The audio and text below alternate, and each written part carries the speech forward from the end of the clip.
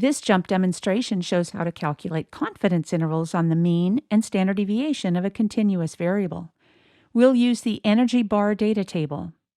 The protein content in grams was measured for 31 energy bars. Let's begin by going to Analyze, Distribution.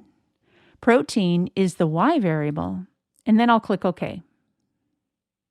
The distribution report shows the histogram, quantiles report, and summary statistics. In this last report, you can see a 95% confidence interval on the mean protein. For other confidence levels, you can click the red triangle next to protein and select confidence interval, then the confidence level you want or other to input it yourself. I'll click 95%. This method gives a confidence interval on both the mean and standard deviation of protein.